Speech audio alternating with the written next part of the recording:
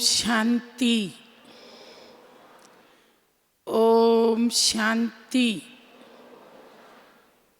ओम शांति। आज का हमारा विषय हमारी रोज की दिनचर्या से जुड़ा हुआ है, क्योंकि संबंध हमारे जीवन में बहुत महत्व रखते हैं। जन्म से लेकर के देह त्यागने तक हम संबंधों के बीच में जीते हैं। संबंधों के लिए त्याग करते हैं, संबंधों के लिए रोते हैं, संबंधों के लिए हंसते हैं। संबंधों में किसी पे कष्ट आ जाए तो हम परेशान हो जाते हैं। कोई संबंध हमें छोड़ के चला जाए तो हमारे जीवन में अंधकार छा जाता है। हमारा पूरा जीवन संबंधों के इर्द गिर्द घूमता है। इसलिए भक्ति में भी हमने गाया, भगवान के लिए तवमेव माता च पिता त्वमेव, त्वमेव बंधु च सखा त्वमेव, त्वमेव विद्या द्रविणम त्वमेव, तवमेव सर्वमम देवदेव। भक्ति में केवल मुख से कहा, अनुभव नहीं हुआ तो जीवन भरपूर नहीं हुआ, खाली का खाली रह गया। मुझे याद है, हम एक बार एक मंदिर में गए थे तो एक व्यक्ति यही प्रार्थना इष्ट देव के सामने गा रहा था। तो जब वो प्रार्थना गा के मंदिर से बाहर निकला तो हमने पूछा, भैया आप किसके हो? तो उसने कहा, मैं तो ताराचंद जी का बेटा हूँ। मैंने कहा, अभी तो आप कह रहे थे तवमेव माता च पिता त्वमेव। बोला, नहीं, वो तो मैं केवल आरती गा रहा था, मैं कह कुछ नहीं रहा था। तो केवल मुख से हम गा रहे थे, भीतर में ये एहसास ही नहीं था कि भगवान ही माँ है, भगवान ही पिता है। ये भक्ति की बात।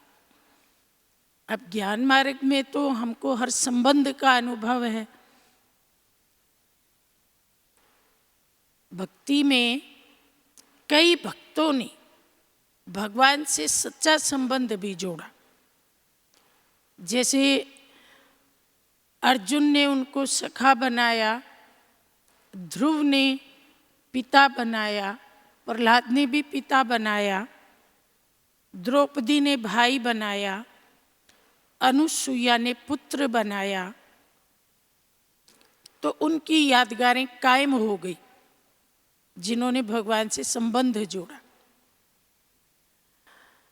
अब ज्ञान मार्ग में बाबा ने कहा है कि योग के लिए केवल एक शब्द याद करो, बाबा।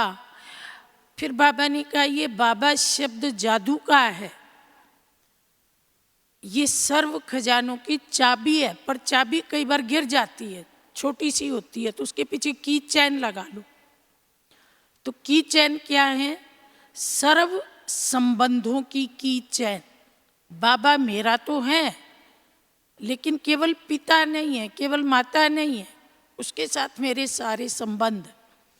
तो जब सारे संबंधों से इसे याद करोगे तो फिर बाबा भूलेगा नहीं। गीता में कहा, सर्वाणि धर्माणि परित्यज्य मामेकं शरणं व्रज अहम त्वां सर्व पापेभ्यो मोक्षयिष्यामि। तू देह और देह के सारे संबंधों को भूल, एक मेरी शरण में आ, मैं तुझे सब पापों से मुक्त कर दूंगा, तू चिंता मत कर। तो हम भी भगवान की शरण में आ गए, और जब शरण में आए उसने हमें अपनी गोद का बच्चा बना लिया। तो पहला पहला संबंध बाबा के साथ हमारा पिता का अमृत वेले परमात्म प्यार आपको उठाता है। परमात्म प्यार में लवलीन होके उठते हो। परमात्म प्यार ना हो तो उठ भी नहीं सकते हो। परमात्म प्यार ही समय की घंटी है। तो ये प्यार की घंटी आपको उठाती है और उठते ही प्यार से बच्चे बन कर के बाबा को कहते हैं गुड मॉर्निंग। और बाबा भी रिस्पॉन्ड में क्या बोलते हैं, आओ मेरे मालिक सो बालिक बच्चे, मेरे सरताज बच्चे। और पहली मुलाकात में ही बाबा समान भव का वरदान देते हैं, जिसमें सारे वरदान समाये हुए हैं। तो आँख खुलते ही पिता और पुत्र का आपस में मिलन होता है। बाबा ने कहा अमृत वेले 3 प्रकार के बच्चे हैं जो मिलन मनाने वाले हैं। पहले बच्चे हैं जो समान बन कर के मिलन मनाते हैं। मैं बाप समान विश्व कल्याणकारी हूँ, मास्टर दुख हरता सुख करता हूँ, विश्व परिवर्तक हूँ। इस स्थिति में बाप के बाजू में आके बैठ जाते हैं। जैसे बाप में और उनमें कोई अंतर नहीं, दोनों एक हो गए। दो न रहे लेकिन एक हो गए। ये पहले प्रकार के बच्चे हैं। दूसरी प्रकार के बच्चे सामने से मुलाकात करते हैं। जैसे बाबा के सामने बैठ गए और बाबा से शक्तियों की किरणें आ रही हैं और उनको अपने आप में भर रही हैं। समान नहीं है, अभी भर रही हैं। हाँ, समान बनने का संकल्प है। ये दूसरी प्रकार के बच्चे हैं। और बाबा ने कहा तीसरी प्रकार के बच्चे तो बहुरूपी हैं। अभी अभी भिखारी बनेंगे, कुछ मांगेंगे, अभी अभी बच्चे बनेंगे, अपने को भरपूर महसूस करेंगे, रूप बदलते रहते हैं। बाबा ने कहा जब अमृत वेले योग लगाना चालू करते हो ना तो आप बालक होते हो, और योग लगाते लगाते जब आप में शक्तियाँ भर जाती हैं तो आप मालिक बन जाते हो सर्व शक्तियों की। तो अमृत वेले का रूप है बालक सो मालिक, पिता का रूप। और अमृत वेले ही बाबा माँ के रूप में भी पालना देते हैं। माँ क्या करती है, आशीर्वाद देती है, प्यार देती है, पालना देती है, दुआएं देती है। तो बाबा ने कहा कि बाप को मुख से आशीर्वाद देने की जरूरत नहीं है, क्योंकि वाणी तो सेकंड नंबर है। जो स्नेह का सूक्ष्म शक्तिशाली संकल्प है वो ऑटोमेटिक पालना देता रहता है। जैसे लौकिक दुनिया में माँ क्या करती है, आजकल सर्दी के दिनों में देसी घी के लड्डू बनते हैं, ड्राई फ्रूट के लड्डू बनते हैं। जो बहुत लाडले प्यारे बच्चे होते हैं उनको माँ छिपा छिपा करके खिलाती है ताकि उनका शरीर मजबूत रहे, ठंड का सामना कर सके। तो वो तो लौकिक शरीर की माँ है, शरीर को मजबूत बनाती है। और ब्रह्मा माँ, ब्रह्मा के तन में शिव बाबा तो माता पिता हो गए।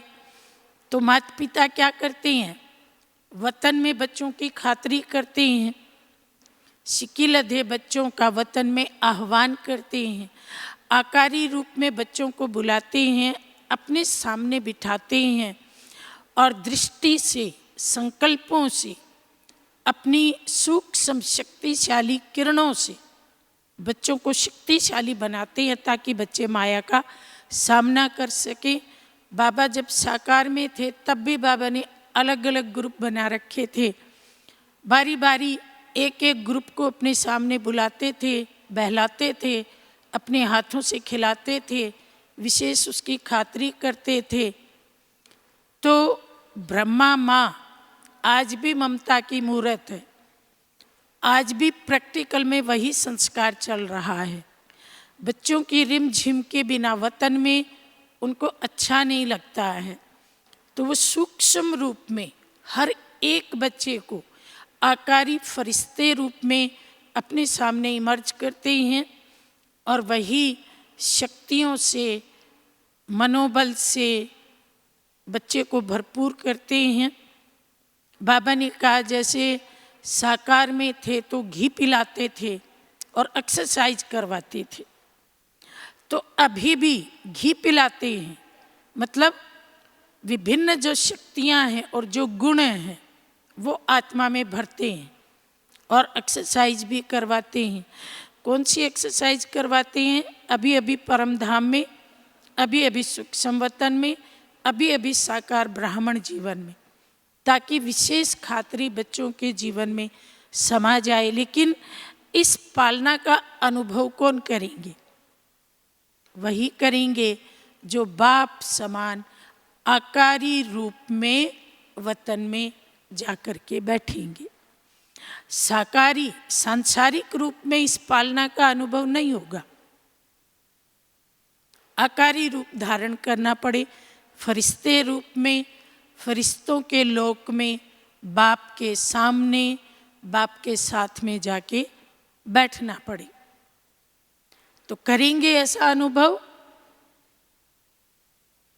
मन कर रहा है कि बाबा हमें ऐसी शक्ति भरे, बाबा की किरणें आती जाएं और हम बलवान बनते जाएं और माया भी हमको टाटा करके चली जाए, ऐसा संकल्प आता है तो आज करके देखना। मधुबन में तो वैसे भी वातावरण का सहयोग है, तो बाबा के कमरे में जाके बैठना, महसूस करना कि मैं लाइट के आकार में हूँ और वतन में जैसे बाबा के मस्तक से, नयनों से किरणें मुझ में आ रही हैं और मैं शक्तिशाली आत्मा बनती जा रही हूँ। लौकिक दुनिया में आप देखते हैं माँ बच्चे के लिए कितना त्याग करती है। मान लो एक बच्चा है 10-12 साल का, खेल रहा है, खेलते खेलते शाम हो गई, 8 बज गए, माँ बुलाती है, घर नहीं आता है, 9 बज गए नहीं आया, 10 बज गए फिर आया और फिर कहता है मैं तो थका हुआ हूँ, खाऊंगा नहीं, सो गया। रात को 1 बजे उसकी आँख खुली, फिर कहता है माँ भूख लगी है। माँ कहती है बेटा किचन में रखा है जाके खा ले। कहता नहीं वो तो ठंडा है, मुझे गरम खाना है। अब वो किचन में जाके गरम करती है, बच्चा देखता है आलू की सब्जी है, कहता है मुझे आलू नहीं खाना, मुझे मटर खानी है। तो रात को उसके लिए मटर बनाती है, फिर उसकी थाली में परोसती है। बच्चा कहता है नहीं मुझे अपने हाथ से खिलाओ, गोद में बिठा के खिलाओ। तो वो गोद में भी बिठाती है, हाथ से भी खिलाती है। हमारी माँ भी ऐसी ही है। हम कई बार बाबा की आज्ञा का पालन नहीं करते, फिर भी जिद करते हमारा ये काम कर दो, और फिर भी बाबा हमारी बात मानते हैं, हमें सैल्वेशन देते हैं, हमें आगे बढ़ाते हैं, हमारी गलतियों को माफ़ करते हैं। तो लौकिक माँ का जितना प्यार है उससे पद्म गुना अधिक प्यार अलौकिक माँ का है। इसको भी हम रोज अनुभव करते हैं और हमें पूरे संगम युग इसका अनुभव करते जाना है, क्योंकि हम कितने भी बड़े हो जाएं माँ बाप के सामने तो हम छोटे छोटे बच्चे ही हैं। और फिर है बाबा का टीचर का संबंध। जब हम सुबह उठे तो छोटे छोटे बच्चे थे, लेकिन भगवान की पालना कितनी कमाल की है। पौने घंटे में छोटे बच्चे इतने बड़े हो गए कि अब वो पढ़ने भी लगे। तो अमृत वेला पूरा होते ही क्या करना है? पढ़ाई के लिए तैयारी करनी है, स्कूल जाना है। तो जब अमृत वेला था तो भगवान पिता के रूप में हमारे सामने थे, और पिता के आगे बच्चे को कई छूट होती है। जैसे बच्चा बाप की जेब में भी हाथ डाल देता है, कभी कभार बाल भी खींच लेता है, सामने पांव पसार के भी बैठ जाता है। तो बाबा ने भी छोटे छोटे बच्चों को अमृत वेले कई छूट दे रखी है। अगर बीमार हो तो रजाई ओढ़ के बैठ जाओ, कमर में दर्द है तो पीठ लगा के बैठ जाओ, पाँव में दर्द है तो पाँव फैला के बैठ जाओ, सुबह सुबह इतना जल्दी नहा नहीं सकते हो तो हाथ मुंह धो के ब्रश करके बैठ जाओ। काफ़ी छूट है अमृत वेले, क्योंकि वो माता पिता है ना अमृत वेले। लेकिन जैसे ही अमृत वेला पूरा हुआ, हमारा पिता बदल गया, अब वो टीचर बन गए और हमको भी कहता है अब स्टूडेंट बन के हमारे सामने आओ। तो स्टूडेंट के लिए तो डिसिप्लिन होता है, बच्चे वाली छूट स्टूडेंट को नहीं होती है। अभी नहा के आना है, साफ कपड़े पहन के आना है, अलर्ट होके बैठना है, आंखें बंद नहीं होनी चाहिए, खुली आंखों से एकदम एक्टिव हो करके और बाबा की आंखों में आंखें डाल करके मुरली सुननी है। तो अब हम स्टूडेंट बन गए। किसके स्टूडेंट? जो आदि काल से सत्य है, अनंत काल तक सत्य है, जिसकी वाणी को असत्य छू भी नहीं सकता। क्योंकि लौकिक दुनिया में भी हमने पढ़ाई पढ़ी, पर उसमें तो बहुत सारी असत्य बातें थी। इतिहास असत्य, विज्ञान असत्य, और भी बहुत सारा असत्य था। लेकिन यहाँ तो केवल सच ही सच। निखालस वाणी, सिख धर्म में कहते हैं धुर की वाणी, सीधी ऊपर से आई। तो ये भी धुर की वाणी है, सीधी ऊपर से आई है। न काट न छांट, न मिलावट न बनावट, एकदम जिसको हम कहते हैं ताजा माल। भगवान के मुख से जो निकला त्यों का त्यों हमको मिला। तो निखालस चीज क्या करती है? निखालस चीज में बहुत ताकत होती है, मिलावट वाली चीज में ताकत नहीं होती। तो अब तक जो सुना था वो मिलावट वाला था, हम कमजोर होते गए और अब निखालस सुन रहे हैं तो क्या हो गया? भरपूर हो गए, मालामाल हो गए, शक्तिशाली बन गए। रोज की मुरली आत्मा की बैटरी चार्ज करती है। आज भी बाबा ने कहा तुम अपने आप को योग भट्टी में समझो। तो बाबा का एक शब्द कितनी आत्माओं का जीवन परिवर्तन कर रहा है। एक शब्द में कितना बल है। जो बम, बड़ी बड़ी विनाश की चीज़ों में ताकत नहीं है, वो ताकत बाबा के एक शब्द में है। क्योंकि बाबा का एक एक शब्द हम ब्राह्मणों के लिए संविधान है और उसी से दुनिया बदल रही है, सतयुग की स्थापना हो रही है। मुझे एक पुरानी घटना याद आ रही है। एक बार बाबा ने एक मुरली चलाई थी, अव्यक्त मुरली थी, जिसमें बाबा ने कहा था झुकना ही झूलना है, झुकना ही झूलना है। जितना आप झुकेंगे उतना आप अतीन्द्रिय सुख के झूले में झूलेंगे। तो एक भाई बाबा की मुरली सुनने सेंटर पे गया हुआ था, उसको ये लाइन इतनी अच्छी लगी कि उसने अपनी डायरी में केवल ये एक ही लाइन लिखी, और केवल लिखी नहीं, इसको गुनगुनाने भी लगा, झुकना ही झूलना है, झुकना ही झूलना है। घर आया तब तक इसको गुनगुनाते ही आया, झुकना ही झूलना है, झुकना ही झूलना है। जैसे दिल में एक संगीत की लहर उठ रही थी, अतीन्द्रिय आनंद अंदर ही अंदर बह रहा था। तो जैसे ही घर में आया, थोड़ी पुरानी बात है, पोस्ट कार्ड उस जमाने में होते थे, तो उसके किसी रिश्तेदार ने एक पोस्ट कार्ड भेजा था और उसमें अपनी एक प्रॉब्लम लिखी थी।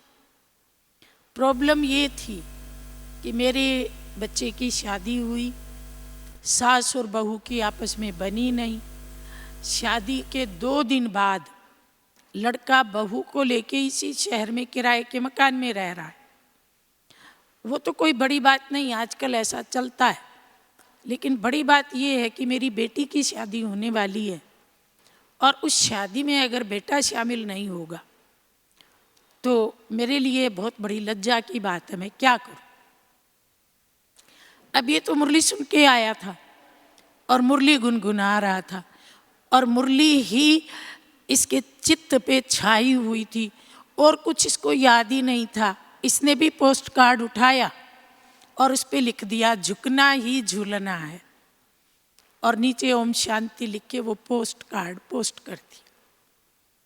जब उसने पोस्ट कार्ड देखा, पूरे पोस्ट कार्ड में कुछ भी नहीं लिखा, केवल एक ही बात लिखी है, झुकना ही झूलना है। और एक ही बात होती है तो बहुत हाईलाइट हो जाती है। अब जैसे ये गुनगुना रहा था, वो भी गुनगुनाने लगा। उसको लगा ये कोई करामाती लाइन है, चलो इसको अप्लाई करके देखता हूँ। तो संडे का दिन था, बच्चे के घर पे गया, दरवाज़ा खटखटाया। बच्चे ने दरवाज़ा खोला, देखा पिताजी हैं। बुला रही है, पिताजी आप क्यों आए, मुझे बुला लेते, क्या बात है। पिताजी ने सारी बात सुनाई। बच्चा कहता है चलो अभी आपके साथ चलता हूँ, आप बैठ जाओ, सारे काम मैं करूँगा। तो बच्चे ने अपनी पूरी टीम बुलाई, बहुत अच्छे से मैनेज किया, सारे काम बहुत बढ़िया हो गए। पिताजी बहुत रिलैक्स हो गए। रिलैक्स होने के बाद उन्होंने पोस्ट कार्ड लिखा, भाई तुम्हारी तो एक लाइन में बड़ी कमाल थी। मैंने वो लाइन पढ़ी, मैं गुनगुनाने लगा और मैंने सोचा चलो झुक के देख लेता हूँ। मैं बच्चे को बुलाने गया और बच्चा आ गया, मेरे सारे काम हो गए। तुम ये लाइन कहाँ से लाए? उसने कहा सीधी ऊपर से आई है, बिना मिलावट की निखालस भगवान की वाणी। और इस निखालस वाणी ने देखो कितना बड़ा कमाल कर दिया। अब जो काम पुलिस नहीं कर सकती थी, पंचायत नहीं कर सकती थी, बिरादरी नहीं कर सकती थी, टूटे हुए दिलों को जोड़ना ये कौन कर सकता है? भगवान की एक लाइन ने कर दिया। कहती हैं कि दुनिया में लोग ऐसा बोलते हैं खाइयाँ खड़ी हो जाती हैं, और भगवान ऐसा बोलते हैं पुल बन जाते हैं। कितने पुल बनाए भगवान की वाणी ने। अमेरिका को जोड़ दिया, अफ्रीका को जोड़ दिया, एशिया को जोड़ दिया, रशिया को जोड़ दिया। एक ही डायमंड हॉल में अलग अलग देशों के बच्चे ऐसे बैठते हैं जैसे एक माँ के बच्चे हैं, एक थाली में खाने वाले हैं, एक गोद में पले हुए बच्चे। किसी को याद ही नहीं आता हम किस देश के। और देश को छोड़िए, भारत के कितने प्रांत हैं, यहाँ डायमंड हॉल में आकर के सारे कैसे घुल मिल के रहते। तो ये किसकी कमाल है? ये पुल बनाए बाबा ने, पुल बना बना के सारी खाइयाँ मिटा दी, हम सबको एक दो से जोड़ दिया। किसी ने बहुत सुंदर बात कही थी कि जब मैं खाना बनाती हूँ तो मुझे बहुत मज़ा आता है। किस बात का मज़ा आता है? बोला देखो कुकर में मैं काले रंग के बैंगन डालती हूँ, सफ़ेद रंग के आलू डालती हूँ, हरे रंग की मटर डालती हूँ, लाल रंग का टमाटर डालती हूँ। तो मुझे ऐसे लगता है, मुझे डायमंड हॉल याद आता है। एक तरफ ब्लैक अफ्रीकी बैठे हैं, एक गेहुआ रंग वाले हिंदुस्तानी बैठे हैं, वाइट वाइट आलू जैसे यूरोपियन बैठे हैं। तो सब्जी बनाती हूँ तो मुझे लगता है मेरे कुकर में भी सब मिलके एक हो गए, जैसे डायमंड हॉल में सारे मिलकर के एक हो जाते हैं। तो प्यारे बाबा की इतनी सुंदर मुरली, मुरली की महिमा कितनी करी। महिमा करते करते दिन रात बीत जाएंगे, महिमा पूरी नहीं होगी। कहती हैं भगवान की भगवती कौन? भगवान तो अकेला है। तो शास्त्रों में कहा गया है भगवान के मुख से जो वाणी निकलती है ना, वही भगवान की भगवती। तो शिव बाबा हमारे पिता हैं और मुरली हमारी माँ है। लौकिक दुनिया में पिता पता नहीं बाहर के कामों में बाहर ही रहता है, और बच्चों के साथ कौन रहता है? माँ रहती है। तो हमारा पिता तो कभी जापान जाता है किसी भक्त की इच्छा पूर्ण करने, कभी फ्रांस जाता है। वो तो 850 करोड़ बच्चों का बाप है, लेकिन हमारी माँ केवल ब्राह्मणों की माँ है। तो पिता ने इस माँ को ड्यूटी दे रखी है कि तुम बच्चों को संभालो और मैं अपने काम निपटाऊं, क्योंकि 100 साल में उसे बहुत सारे काम करने। कितनी आत्माओं को मुक्ति, जीवन मुक्ति, भक्ति का फल, रजोगुणी कर्मों का फल, उसका कारोबार बहुत बड़ा है। तो देखो मुरली हम बच्चों को कैसे संभालती है, बुराई से बचाती है, अच्छाई में लगाती है, उलझ जाते हैं तो सुलझाती है, नींद नहीं आती है तो लोरी बन जाती है, रास्ता दिखाती है, सेवा के लिए उमंग उत्साह देती है। 24 घंटे हमारी माँ हमारे साथ है। तो ये बाबा का शिक्षक का रूप है। और चूंकि हम भगवान के स्टूडेंट हैं तो बड़े चमत्कारी स्टूडेंट है। कैसे? अभी स्टूडेंट लाइफ पूरा हुआ और भगवान कहते हैं अब अडल्ट बन जाओ, कमाओ खाओ, अब काम करो। तो जैसे ही मुरली पूरी हुई हम सब अपने अपने कर्म क्षेत्र पर चले जाते हैं। अब हम कमाने वाले बन गए, क्योंकि सारा दिन हमको पुण्य का खाता जमा करना है। और भगवान भी अब टीचर से क्या बन गए? सतगुरु बन गए। अब टीचर नहीं है, टीचर तो फिर भी सॉफ्ट होता है, सतगुरु बड़ा सख्त होता है। कहते हैं घोड़े का गिरा संभल सकता है पर सतगुरु की नजरों से गिरा संभल नहीं सकता। मेरे सतगुरु के दरबार में सब लोगों का खाता, जो कोई जैसी करनी करता वैसा ही फल पाता।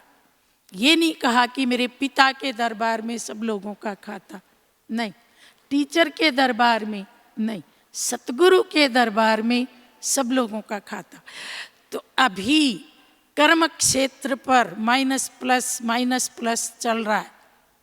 हर कर्म सतगुरु की आज्ञा प्रमाण करना है। लेकिन हमारा सतगुरु बहुत ही न्यारा, बहुत ही अलौकिक है। श्रीमत भी देता है और श्रीमत को पालन करने की शक्ति भी देता है और श्रीमत पालन करने के लिए साथ भी देता है। इसलिए इतनी ऊंची श्रीमत को हम बहुत सहज रीति से पालन कर पाते। दुनिया के लोग हमको देख के कहते हैं अरे आपने ये भी त्याग कर दिया, ये भी कर दिया। हम कहते हैं त्याग किया काम तो भाग्य भाग्य पा रही। ये हमारे सतगुरु की कमाल है। इतनी ऊंची जीवन और हम हंसते खेलते मनोरंजन के रूप में बिता रही हैं। हमें त्याग लगता ही नहीं। कोई चीज का त्याग लगता है आपको? आपने कोई बहुत बड़ा त्याग किया है, बहुत कष्ट है, बहुत कड़ी साधना है, बहुत मुश्किल मालाएं फेरनी, बहुत मुश्किल एक टांग पे खड़ा होना, भूखा रहना, ठंडे जल से स्नान करना, कोई मुश्किल प्रक्रिया सतगुरु ने बताई क्या? नाचो गाओ खेलो खाओ मौज मनाओ, यही श्रीमत है। और जैसे ही सतगुरु की श्रीमत मिली हमारी दुविधाएं खत्म हो गई। क्या करूं, कैसे करूं, क्या नहीं करूं, कितना करूं, कहाँ करूं, कब करूं, मन के द्वंद्व, मन की अनिश्चितताएं, जो भी मन में दुविधाएं थी सब खत्म हो गई। 2 लाइनों में बाबा ने जीवन का राज बता दिया। साकार रूप में ब्रह्मा बाप को फॉलो करो, निराकारी स्थिति में शिव बाप को फॉलो करो। और दुनिया वाले सतगुरु तो कभी कभी वरदान देते हैं, दुनिया में सतगुरु तो होते नहीं, तथाकथित गुरु हैं, लेकिन यहाँ तो रोज वरदान मिलता है। आज भी मिला ना, हर रोज वरदान मिलता है। और वरदान को कार्य में लगाने की विधि भी सिखाते हैं। और सतगुरु मंत्र देता है। जो टीचर होता है ना वो तो लंबे लंबे लेक्चर करता है, 1 घंटे का लेक्चर, 1.5 घंटे का लेक्चर। लेकिन सतगुरु लंबे लेक्चर नहीं करता, मंत्र देता है। सबसे बड़ा मंत्र क्या है? कोई अनपढ़ से अनपढ़ भी याद कर ले। क्या है? मन मना भव। इस सबसे बड़ा मंत्र है मुक्ति और जीवन मुक्ति का। और सतगुरु से लोग डरते हैं। हम डरते हैं क्या? हम तो खगियां मारते हैं जब सामने सतगुरु आता है, तो कितने खुश हो जाते हैं, झलक देखते ही चेहरे पे रौनक आ जाती है। हमें डर ही नहीं लगता हमारे सतगुरु का। इसके बाद है साजन या सजनी का संबंध। दिन भर की दिनचर्या में ये भी एक महत्वपूर्ण संबंध है और इस संबंध का मुख्य मंत्र है वफादारी। हमारे साजन को हमसे केवल वफादारी की कामना है। वफादार रहो। दुनिया में भी तो वफादारी चाहिए ना। साजन के होते कोई दूसरे साजन की तरफ मन लगाए तो कहते हैं बेवफा। तो बस यहाँ बाबा कहता है मेरा तो एक साजन दूसरा ना कोई, एक बल एक भरोसा, एक ही मेरा संसार है, एक परमात्मा के साथ मेरे सारे संबंध हैं, एक ही मेरी दुनिया है। इसके अलावा किसी को भी हम जानते नहीं, किसी में हमारा मन जाता नहीं। ऊंचे से ऊंचे को पा लिया तो अब किसी नीचे में मन कैसे जाए। तो ऐसी वफादारी है या किसी वस्तु में, व्यक्ति में, वैभव में मन जाए फिर खींच के लाए, टाइम तो वेस्ट हो गया ना। कुछ दिन पहले एक बहन नोएडा की यहाँ आई थी, मैगजीन के लिए बड़ा अच्छा अनुभव देके गई। मैंने जीवन में पहली बार ऐसा अनुभव सुना। अभी तो उसकी आयु थोड़ी अच्छी हो गई है, लेकिन ये घटना तो तब घटी जब बच्चे बहुत छोटे थे। बता रही थी कि मैं मुरली सुन के और मुरली का चिंतन करते हुए अपने घर की ओर जा रही थी। तो इतनी देर में जैसे बाबा का सूक्ष्म अंदर संकल्प आया कि बच्ची आज हम राजीव को लेके जाएंगे, उसके युगल का नाम, आप रोना नहीं। दोबारा फिर यही आया। तो मैंने सोचा अगर मैं ना बोलूंगी तो भी बाबा तो बाबा है, लेके ही जाएगा, मैं ना क्यों बोलूं। ठीक है बाबा। इतनी देर में घर आ गया, मैंने घर के काम किए। 12 बजे मैं फिर योग में बैठी और जब योग में बैठी तो फिर से मुझे एक दृश्य दिखाई दिया। बाबा ने वही संकल्प रिपीट किया और इतनी देर में मैंने अपने आप को देखा कि मैं एक दुल्हन की तरह से सजी हुई, पूरा का पूरा श्रृंगार है और ये मांग पट्टी है, माथे पे ये कुछ होता है, यहाँ पे सब कुछ मतलब दुल्हन की तरह से। और ब्रह्मा के तन में शिव बाबा, मस्तक में लाइट जगमगा रही है और बाबा कहते हैं बच्ची आज हम राजीव को लेके जाएंगे, आप रोना नहीं और आज से आप हमारी दुल्हन हो गई।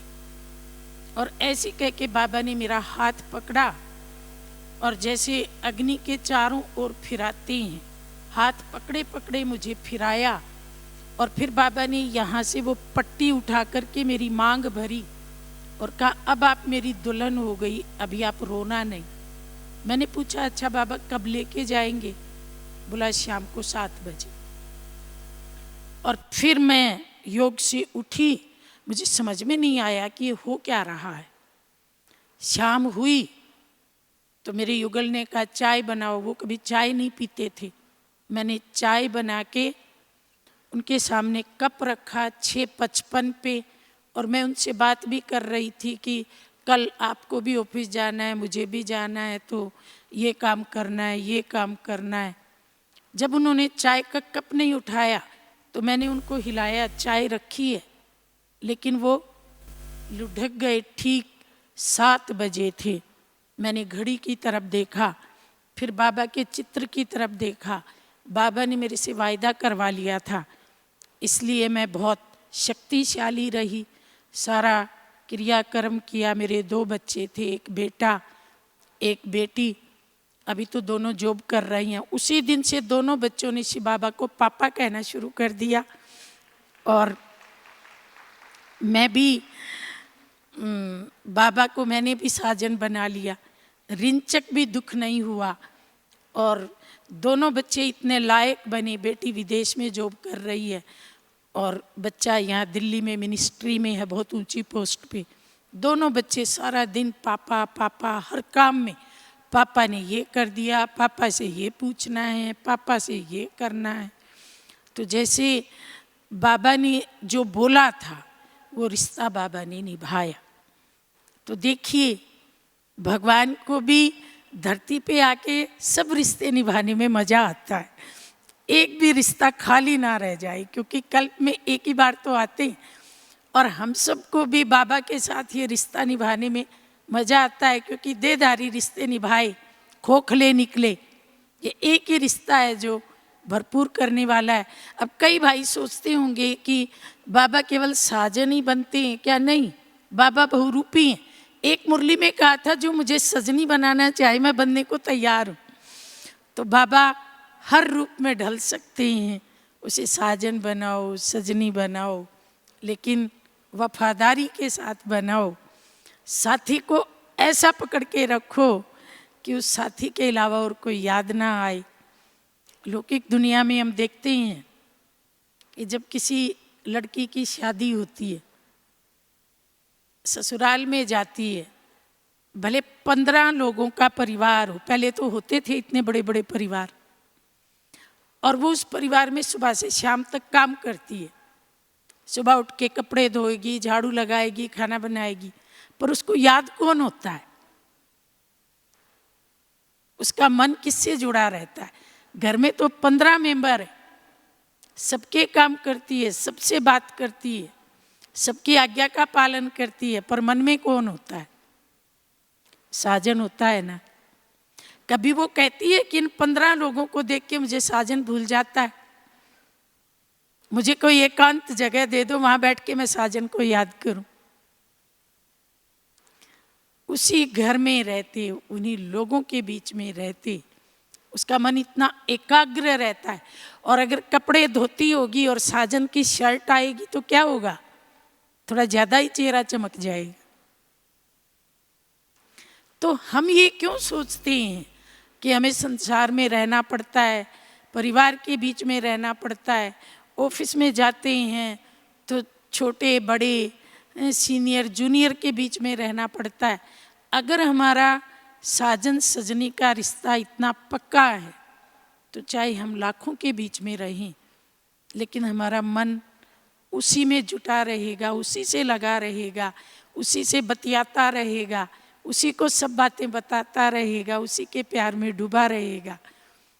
तो इस संबंध का भी हमें संगम युग में बहुत मजा लेना है। सबने बाबा को युगल बनाया, सबने बनाया, कोई ऐसा तो नहीं है जो सिंगल बैठा हो, युगल बनाया ही ना हो। माताएं, कन्याएं, भाई, सबको ये संबंध जोड़ के रखना है, क्योंकि भगवान से हम जिस संबंध का सुख संगम युग पर लेंगे वो हमें पूरे कल्प सुख देगा। और भगवान से जो संबंध संगम में मिस हो गया वो कल्प भर संबंध मिस ही होता रहेगा। तो ये एक जन्म की नहीं, पूरे कल्प की बात। पूरे कल्प में युगल का प्यार चाहिए तो संगम पर भगवान से युगल रूप में प्रेम लूटो, उस प्रेम से भरपूर करो, पूरे कल्प भरपूर रहेंगे। और अब बाबा के साथ भाई का संबंध, भाई कितना प्यारा होता है। भाई ना हो तो खेलें किसके साथ? छोटे बच्चे थे तो भाई के साथ ही तो खेलते थे। तो बाबा हमारा भैया भी है, बड़े होने के बाद भी भाई चाहिए। मुसीबत आती है तो दीवार बन के खड़ा हो जाता है भाई, गरीबी आती है तो अपना धन लुटा देता है भाई के लिए, बीमारी आती है तो भाई को लिए लिए हॉस्पिटल्स के चक्कर कौन लगाता है? भाई लगाता है। पढ़ाई में फेल हो जाए तो भाई मदद करता है, पढ़ाता है। तो भाई का संबंध भी बहुत मीठा है। और शिव बाबा हमारा बहुत प्यारा प्यारा भैया है। रामायण में एक प्रसंग आता है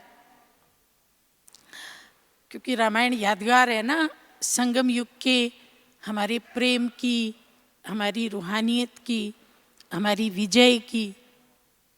प्रसंग ये है कि जब राम, लक्ष्मण, शत्रुघ्न, भरत छोटे छोटे बच्चे थे तो कबड्डी खेला करते थे।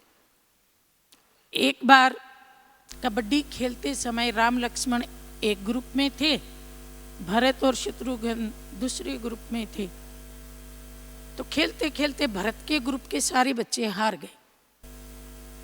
राम के ग्रुप के बच्चों ने ताली बजाई, राम भैया जीत गए, राम भैया जीत गए। तो श्री राम ने कहा, मैं अभी जीता कहाँ हूं? जब तक भरत ना हारे तब तक मैं जीता कहाँ हूं? तो अभी ऐसा करते हैं कि मैं दौड़ता हूं, और अगर भरत ने मुझे छू लिया तो भरत जीत गया, और नहीं छू पाया फिर मैं मानूंगा कि मैं जीत गया। तो राम के ग्रुप के बच्चों ने कहा, भैया आप तेज दौड़ना ताकि भरत आपको छू ना सके। लेकिन श्री राम जी ऐसे दौड़े जैसे उन्हें दौड़ना ही ना आता हो। अभी 2 कदम चले थे और पीछे से भरत ने उनकी पीठ पे हाथ रख दिया, और जैसे ही पीठ पे हाथ रखा श्री राम जी पीछे मुड़े और ताली बजाई, भरत भैया जीत गए, भरत भैया जीत गए। तो भरत की आंखों में आंसू आ गए। अभी आंसू क्यों आए?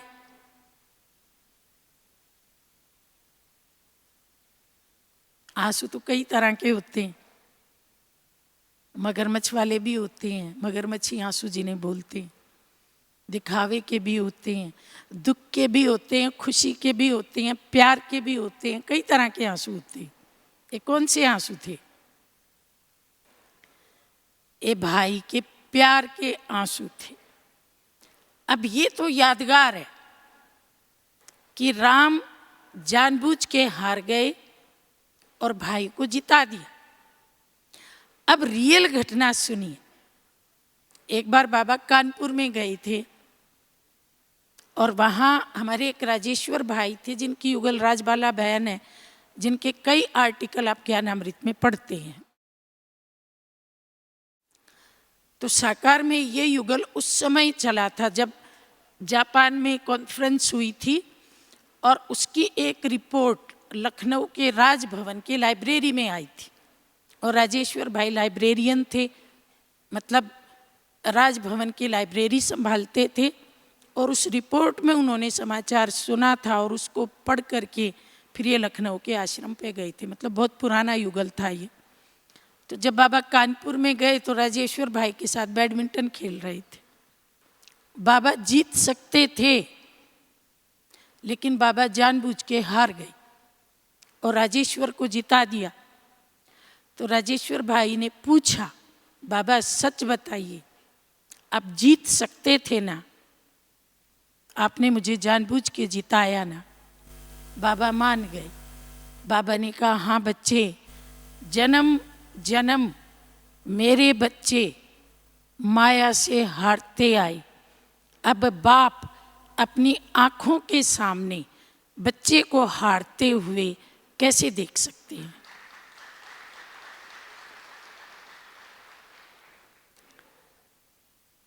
तो भाई के रूप में बाबा ने हम बच्चों से खेला और खेल में हमें जिताया।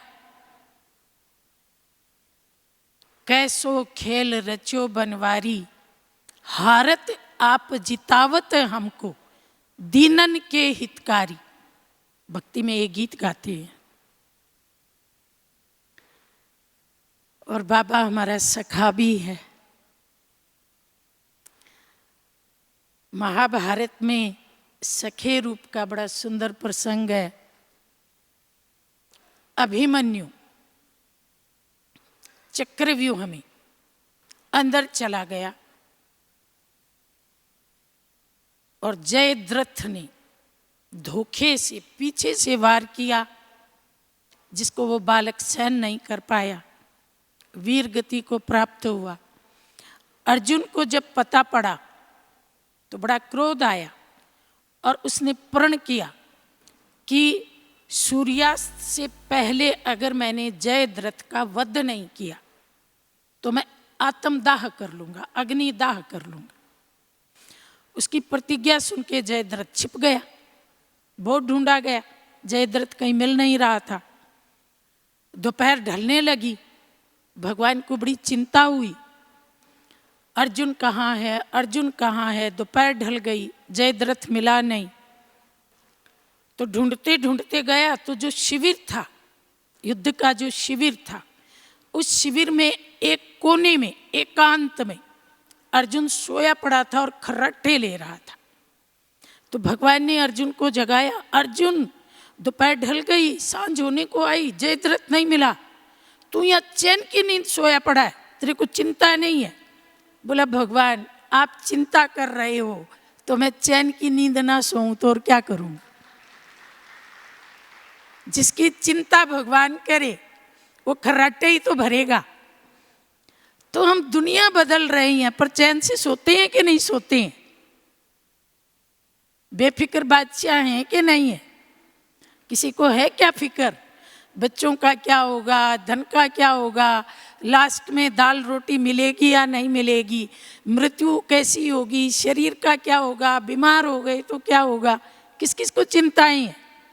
सारी चिंताएं उसने ले रखी हैं और सबका प्रबंध उसने कर रखा है। फिर चिंता किस बात की? इसलिए रोज कहता है बच्चे तू चिंता मत कर, मैं बैठा हूं। सब चिंताएं हमने उसको सौंप दी। और अभी तो पीछे मुरली में आया था कि जब रोते हो तो आंसू पोंछने आते हैं और आपके आंसू दिल की डिबिया में समा लेते हैं, और जब मीठा मीठा रूठते हो तो मनाने भी आते हैं। बच्चे कोई बात नहीं है, बीती को बीती करो, आगे बढ़ो, बाबा साथ है। तो खुदा दोस्त हर कदम पे साथ निभाते हैं। जब उदास हो जाते हैं तो हंसाने आते हैं। अरे बच्चे मैं बैठा हूँ, उदास किस लिए? राजा बनने वाले हो, सदा राजी रहो, उदास हो जाओगे तो दास बनना पड़ेगा। तो हम सब सदा राजी रहने वाले बाबा के राजा बच्चे हैं।